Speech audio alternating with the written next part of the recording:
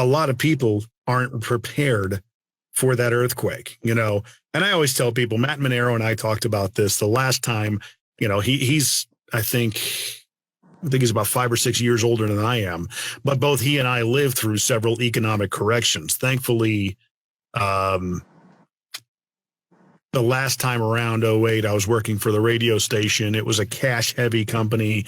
They could weather the storm. We didn't have to do any furloughs or layoffs. They actually just kind of docked our pay by about 5%, which was not much to ask from us. I was more than fine with that.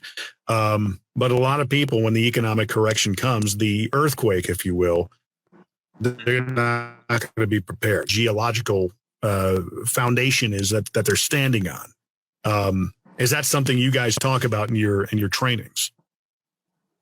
Oh yeah, I mean, what we talk about a lot is studying the traits of the top 1%. And there was a graph that I saw several years ago, and it was something that changed my life. And it shows different wealth classes in America.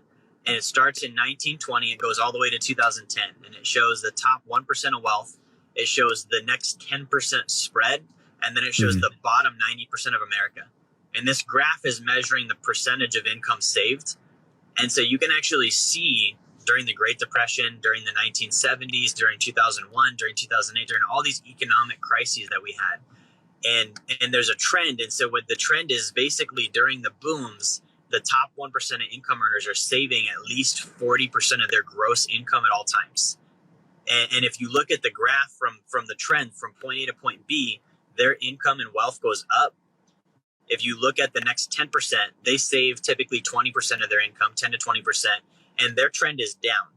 And the difference there, and then you look at the bottom 90, they're flat the whole time. Like they save 3 to 5% of their income tops, and it never goes beyond that.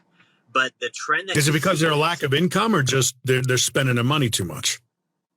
I mean, I think it's ultimately lack of income and lack of financial intelligence.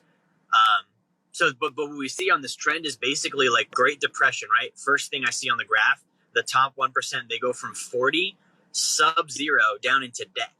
And I wasn't financially educated at the time. So I was like, shoot, they got hit hard. Like, I wonder what happened. These guys were winning. All of a sudden they fell off the horse. And I realized that was their savings. So they didn't get hit hard. They just stopped saving money and also went into debt.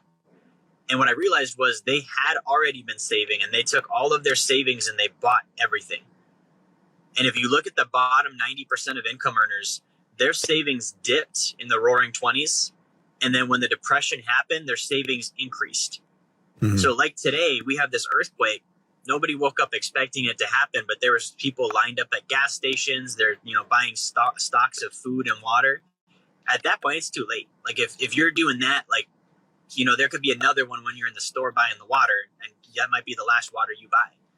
Financially, same thing. If you're saving after the fact, it's too late. Like you should already had that figured out ahead of time.